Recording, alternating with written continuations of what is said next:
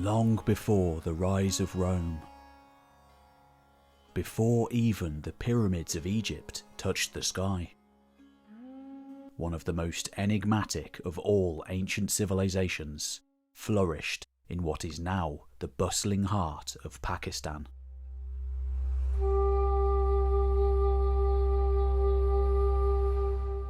Amidst this cradle of forgotten worlds, sprawling cities have pulsed with life for an astonishing 5,000 years. Orderly streets and grand bathhouses, speaking of a sophistication that seems to transcend time.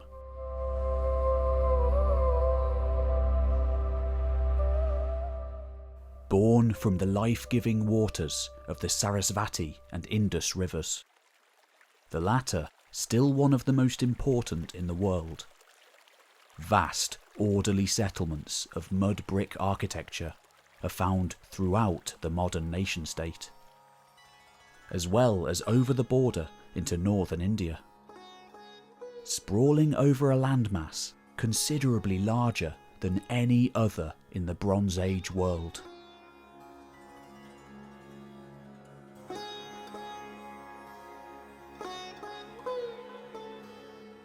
The telltale signs of their visitations are found much further away too, in what is now Uzbekistan, Iraq, and the Arabian Gulf, all across the known world of their day. Masters of art, engineering, and commerce, of a level far surpassing most human beings then alive on the planet.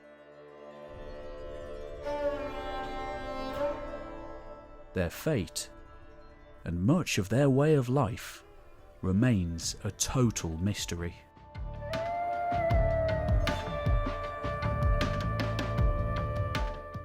Though literate, their undeciphered pictorial script remains one of the great enigmas of the ancient world.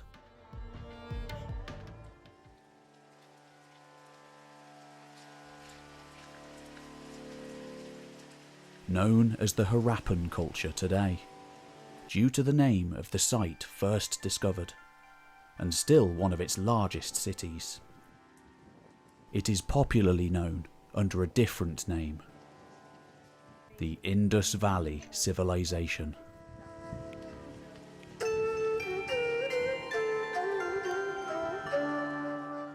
With streets whispering of globe-spanning expeditions, unseen gods, and hidden wisdom, seeming so far ahead of its time.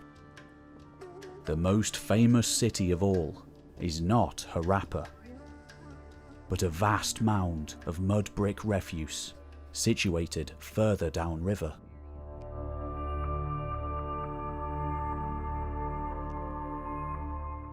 Constructed on top of a vast platform mound, which may have originated as a flood defence. It is an immensely impressive visage today.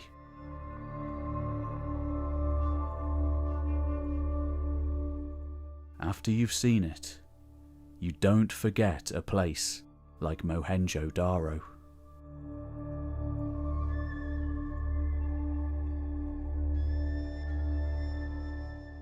Roughly translated as the Mound of the Dead Men. Digs undertaken here since the 1920s have revealed more secrets than at most Harappan sites, giving archaeologists some of the most famous finds of all. And yet, today, it rises from the dust like a riddle.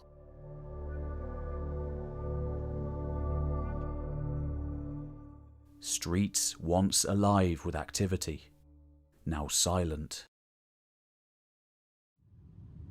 I had plenty of time to ponder the mysteries of Mohenjo Daro when I visited in October 2023.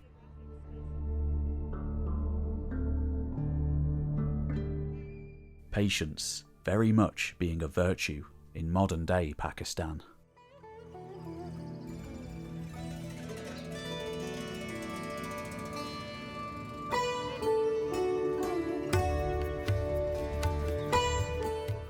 We'd arrived on site an hour earlier, after a lengthy voyage cross-country, to find that we'd been deprioritised due to a surprise visit by the US ambassador.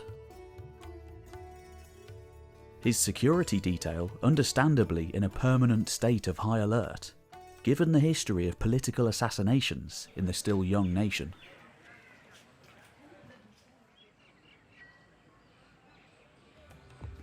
The night before, a number of cockroaches had casually wandered around my room when I'd returned from dinner.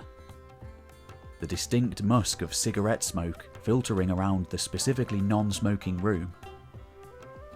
Yet to be stricken down by the perfunctory stomach illness seeming to beset the British in this part of the world. The rest of our group of like-minded archaeological enthusiasts seeming to be struck down one by one, often in spectacular fashion on the open road. I just hoped to survive the visit to that most spectacular of Bronze Age cities. And Mohenjo Daro does not disappoint.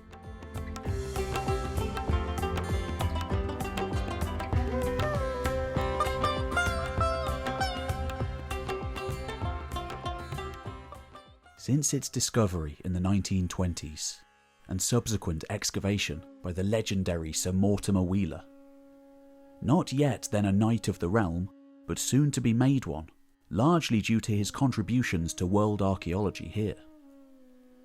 I'd read that the place had been gradually eroding away ever since. Though this undoubtedly is still the case, the sheer amount of digging over the past century leading to much of the exposed city being destroyed by the elements, there is still an immense amount to see.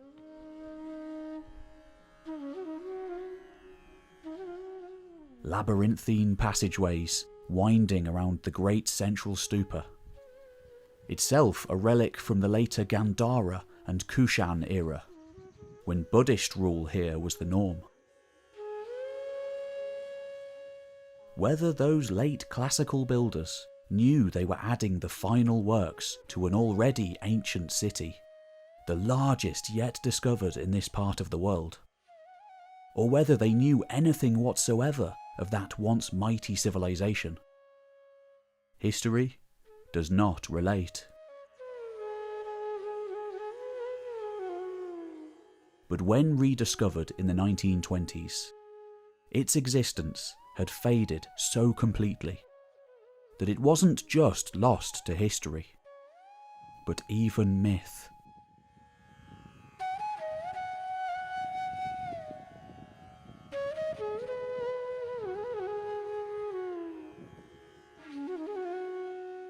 Despite attempts to link certain seal stones, like the Pashaputi seal, to the later Hindu god Shiva, and others supposedly in yoga-like poses, attempts in recent years to link the Indus Valley Civilization to the earliest phases of Indian history have sometimes taken on a political edge, and have never been fully accepted by archaeology at large. Though this could still change in the future. As far as most researchers are concerned, this was something else entirely.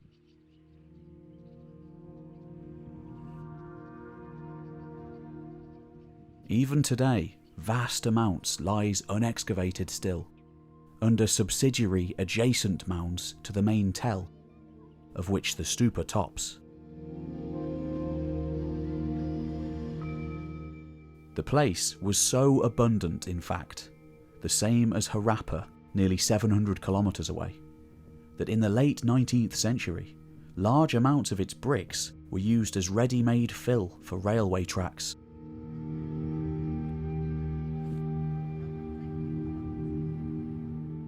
Even after its sudden fame in the 1920s, however, the Indus Valley Civilization was generally seen as somehow inferior to the supposedly superior culture of Mesopotamia, the wellspring of biblical times, and subsequently much of the culture of the Western world. Out here in the borderlands of the subcontinent, where the map had previously been blank. In the minds of these scholars, such a society could only be incorporated as a subservient power into the existing Near Eastern world.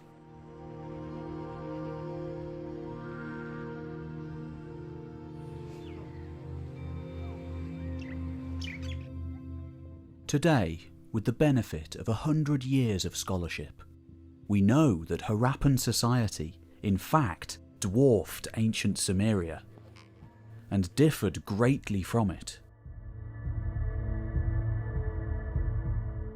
Still very little evidence of warfare, for example, having ever been found,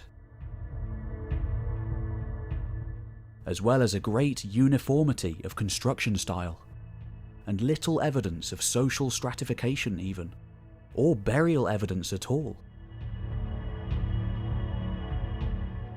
No lavish graves like the royal burial pits of so famously excavated by Leonard Woolley at the start of the 20th century. The stark difference between Sumeria and the Indus can be encapsulated in a quote from Mortimer Wheeler himself, actually remarking rather on the differences between Rome and Greece. Wheeler lamented the rigid uniformity of Rome compared to the wild experimentation and creativity of the Greeks, one being a unified empire with the same style everywhere, the latter a series of independent city-states. Yet, Rome triumphed. No one would argue Golden Age Athens to be more powerful than the empire, no matter how uniform and non-experimental its art and culture.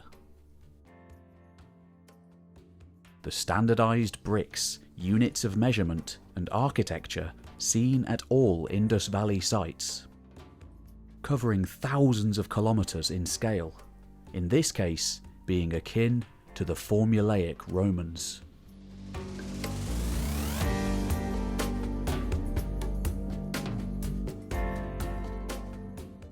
Even beyond the still fertile rivers of the Indus, which allows Pakistan to have a vast population today in a relatively small area. Another river once flourished, arguably just as great. Dead now, its course changed in antiquity. Vast ruins still pinprick the desert around the dried out bed of the Gagar Hakra River, receiving way less monsoon rain now than the rest of the Indian subcontinent.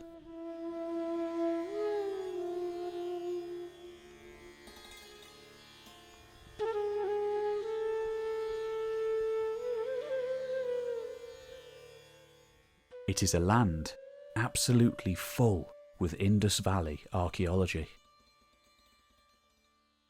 the vast majority remaining unexcavated today.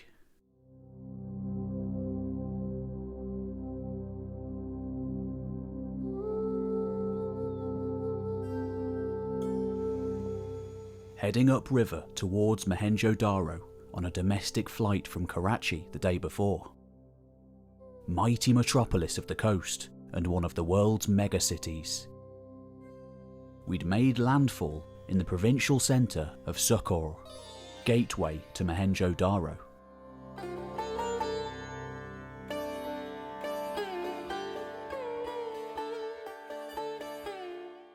In the airport on the way there, a journalist and aid worker named Dev struck up a conversation about all things Pakistan, philosophy, and much more, completely shattering my idea of the country as a monolith. Born and raised in the southernmost region bordering with India, Dev is a Hindu and not particularly religious. Grounded for 2 or 3 hours because of a delayed flight, a businesswoman befriended us too. arranging for Pakistani cookbooks in English to be given to all of us in huge elaborate boxes. She worked for Coca-Cola and was on her way home after winning an Employee of the Month competition in Dubai.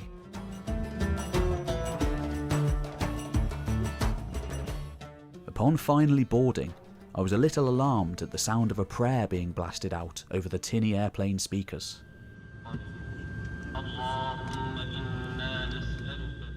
Thankfully, Pakistan Air runs on more than faith alone.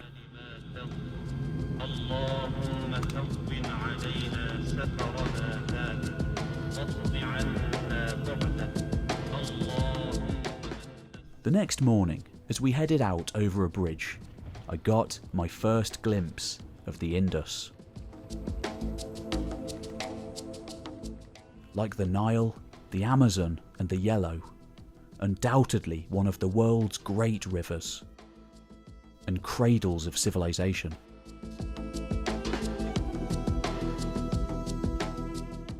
It is a wildly impressive sight to behold.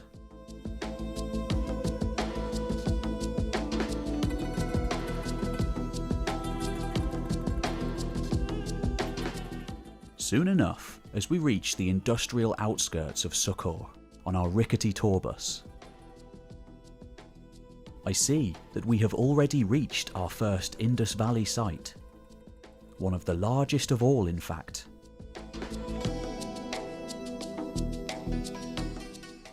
Daro, once having spread all across town. Though largely coated in the urban sprawl today, its excavators hypothesize it to have been by far one of the largest Harappan cities of all. Now, little more than rubble remains.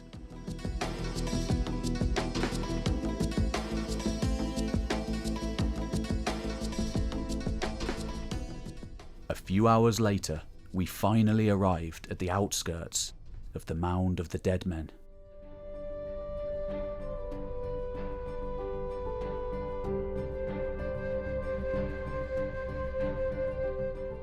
Once the American ambassador finally made his retreat, we moved in. Heading up to the citadel to get our first view of the entire site. Sprawling as far as the eye can see all around. The great bath and the stupa right there before us.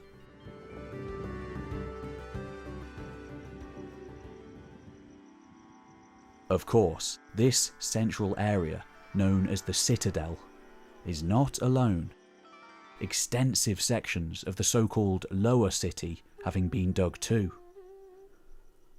More than 300 housing units in fact, the most excavated at any site of the 3rd millennium BC, giving archaeologists a wealth of data to work from.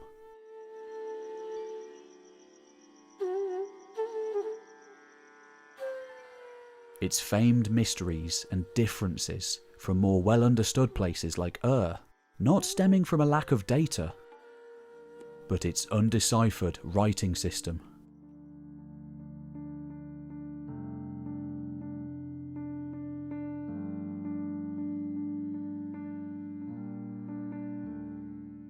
Nevertheless, excavations have clearly demonstrated the city to be made up of a complicated series of habitation layers, built on top of one another down the long ages of its occupation. From around 2700 to 1700 BC.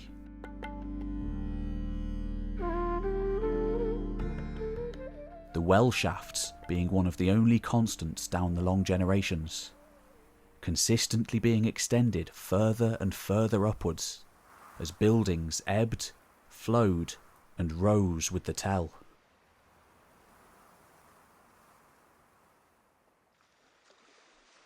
Standing on top of the citadel, I begin to get a sense of the sheer scale of the city as another suburb rises up in the distance.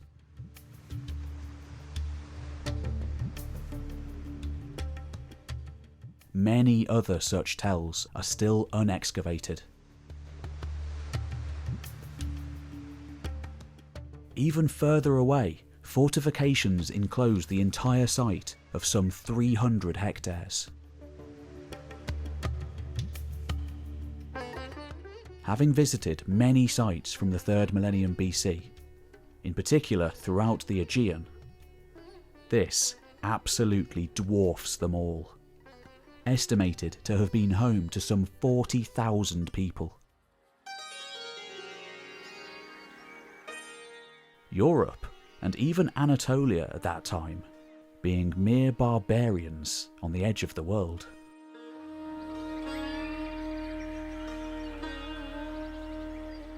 But what sort of structure ruled the city? Whether it was kings, emperors even, priest rulers, or a caste of trader lords, no one can say definitively.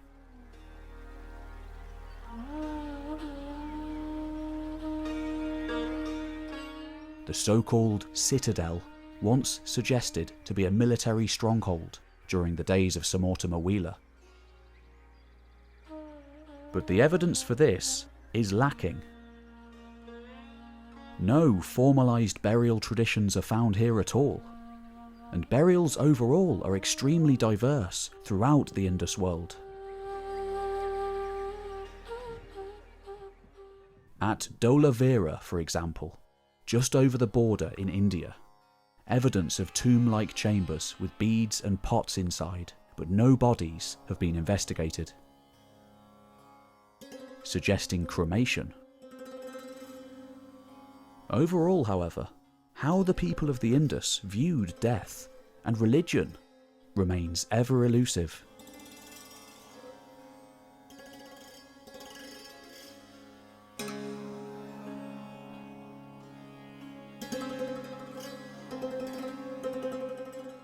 Archaeologist Gregory Possehl and many others since the very beginning have suggested an Indus obsession with water, most commonly seen with the so-called Great Bath, a vast rectangular water tank of fine brickwork at the heart of the city. But also with its many wells, perhaps revealing a religious ideology based on ritual use of water. Other researchers remain sceptical.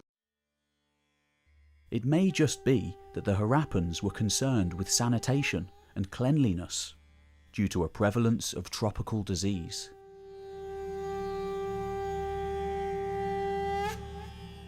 Some Indian scholars have even sought to link the Great Bath to later Hindu tradition, though evidence for this is by no means definitive. Even the date of the stupa itself is not fully agreed upon. Though usually dated to the Kushan age due to the large amount of coins of King Vasudeva I,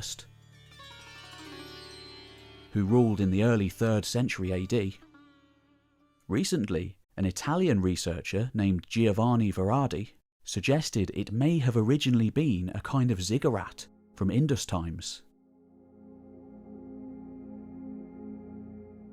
Similar structures seen all across the civilized world at this time, from Mesopotamia to eastern Iran to Turkmenistan.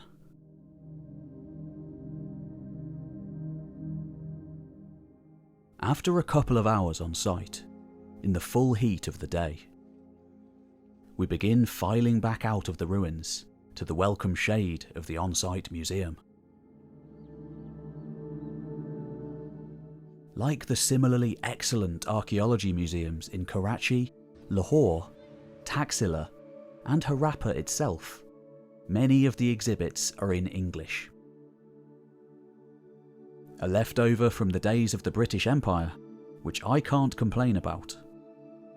An exceptional collection is to be seen, one of the best in the country. Not only were Harappans outstanding engineers, but sophisticated craftspeople of extraordinary skill.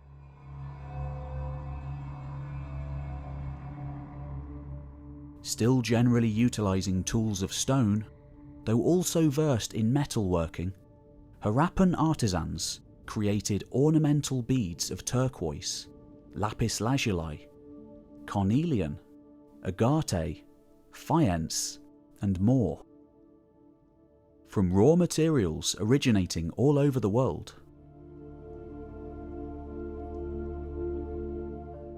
Many would remain within what is now Pakistan. But some, such as the carnelian beads found in the royal graves of Ur, in what is now Iraq, travelled widely. Other goods show up everywhere in between, particularly in what is now Iran and Oman. And from that Persian Gulf region, marine molluscs were imported to Harappan cities. There, the shells would be crafted into ornate jewellery, figurines, small vessels, and even gaming pieces. The earliest dice and some of the earliest board games of the world being found here.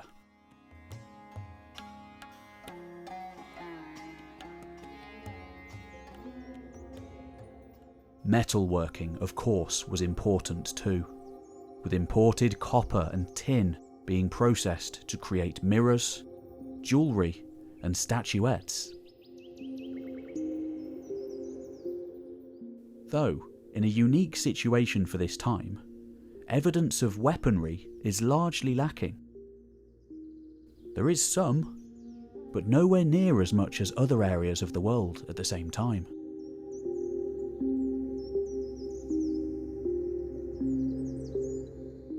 Like most ancient cultures, however, the most abundant objects of all are the ceramics.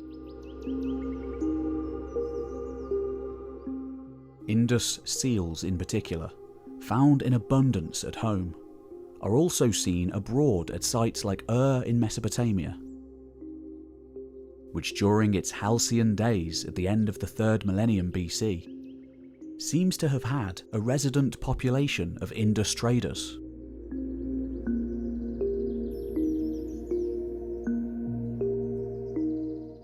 Though we can't read the Indus script, we can read the cuneiform tablets of Ur, which talk of flourishing trade at the time with the exotic lands of Meluhha beyond the sea. Almost certainly the Indus Valley Civilisation.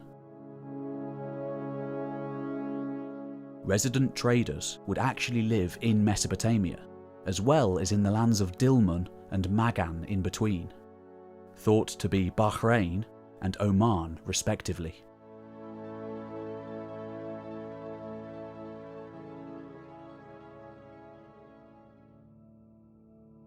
Plying the open waters in reed boats with cotton sails, Indus merchants seem to have regularly taken the monsoon winds across the Indian Ocean to Oman. And from there, up the Persian Gulf to Mesopotamia.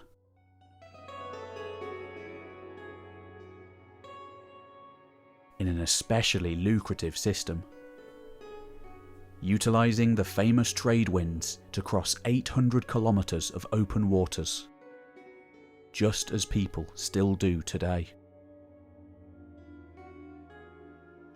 The evidence overwhelmingly suggests Harappans were in control of the trade, the quarries, and the markets.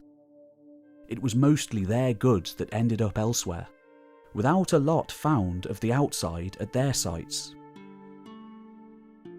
Though it's possible they were buying perishable goods. Gregory Possehl, an expert on this early world system, says that although not necessarily warlike as we would recognise it, the Indus people were aggressive traders. There is no doubt about it.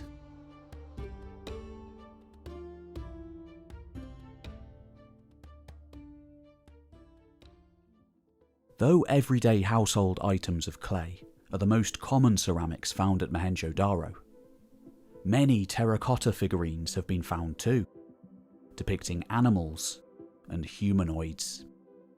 Traditions that existed long before at the Neolithic site of Meluhha. From as early as 7000 BC.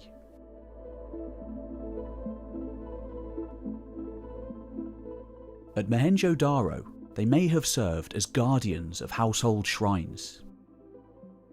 A small insight into the otherwise lost religion of the Indus.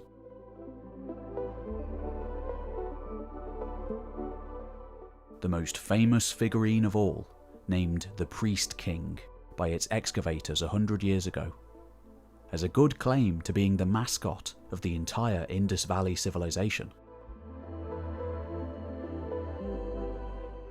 It lives today in the excellent National Museum of Pakistan in Karachi.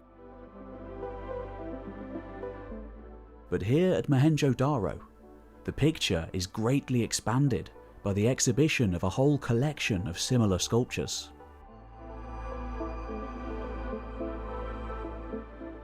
Most having lost much of their definition over the millennia, though showing the Priest King to clearly be part of a vigorous sculpture-making tradition.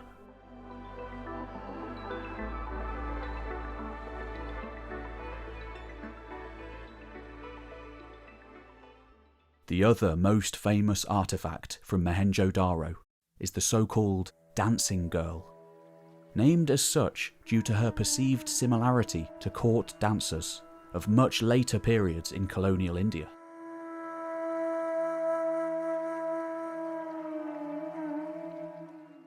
Though the reality of her appearance remains entirely speculative.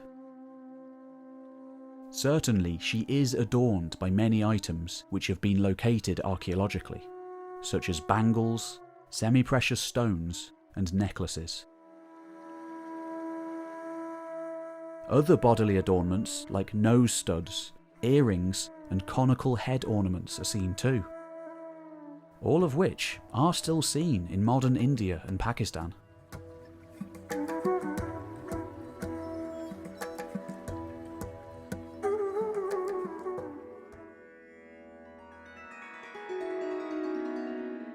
Back at the entrance after a hearty lunch, I'd spotted what appeared to be a squirrel darting around, recognising it from one of the many stamp seals I'd seen over the years.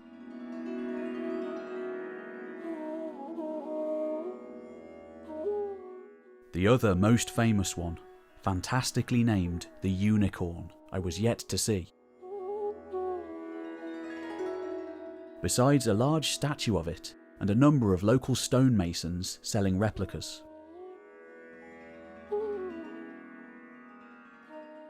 Much has been made of this so-called unicorn over the years. Like the dancing girl and the priest king, it having become synonymous with Harappan civilization. Indian archaeologists in particular have long sought to link it to later Hindu tradition. Unicorns being a common creature in Indian folk stories, such as Vishnu's avatar of Ekasringa, a single-horned boar. Though they are just as likely to owe their origins to the rhinos which once thrived here. In reality, the unicorn may simply be a bovine animal, like a cow or water buffalo, seen from the side.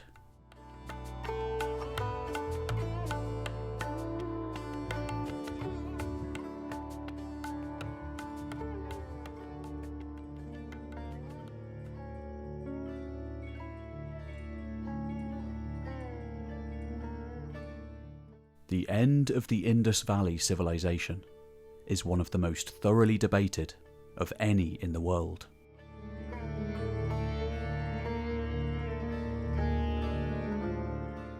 Much of the evidence suggesting one of the most significant cultural breaks in all prehistory.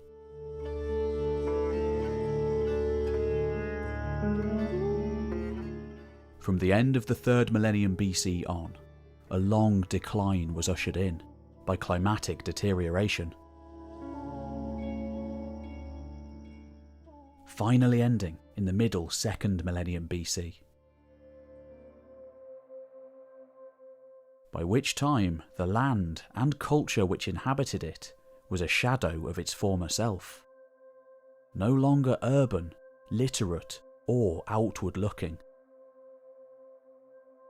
Though the Indus itself survived the drought, as a result of a weakening of the monsoon weather system, the once lush Gagar-Hakra River was entirely dried up, leaving just wasteland where once lush forests and grasslands had stretched.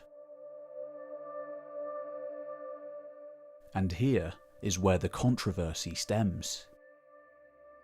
At some point during the decline, a new people arrived in North India.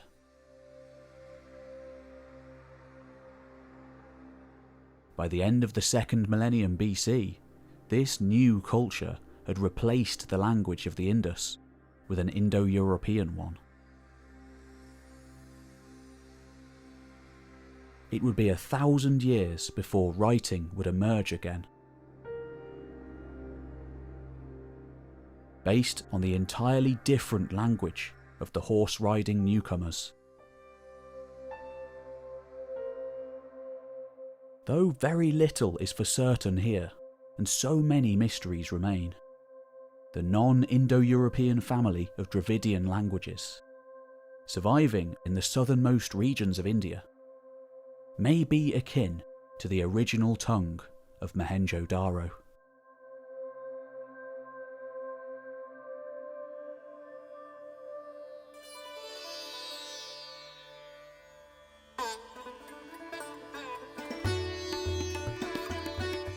Heading back to the bus, we meet up with our police escort.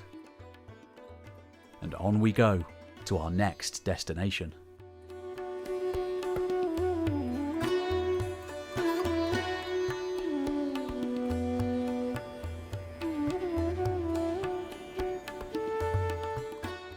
Like clockwork, with Mohenjo-Daro completed, as if everything had been held together just for the event, my constitution begins to fall apart. Gazing out at the incredible sights and sounds on the highway around me, I settle in for a challenging 6-hour drive along bumpy roads towards Harappa and Taxila beyond. A journey across thousands of years of South Asian prehistory.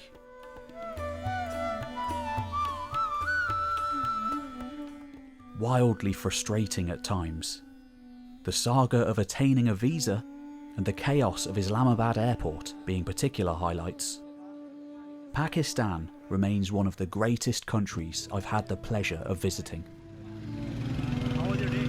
Yeah, very good. I enjoyed it. I've enjoyed it. Hello. Hi. The reality is that I was the impatient one. The Pakistanis around me approaching life with stoic acceptance. Always a welcoming grin and a happy face wherever I found myself.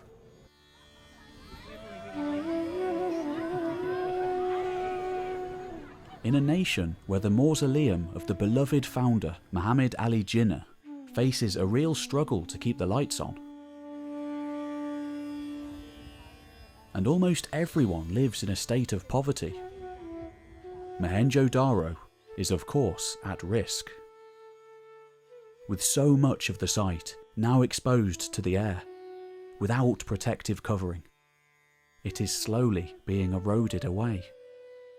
More being lost every time it rains. If nothing is done, it is only a matter of time now before it all melts away into dust.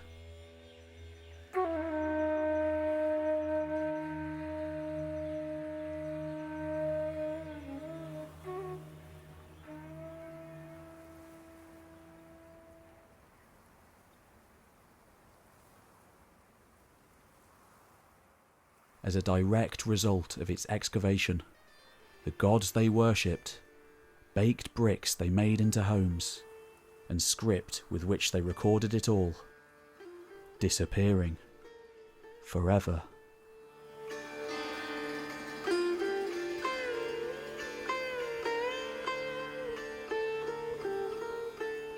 A city once so alive, seeming so immortal, leaving just dust in its wake.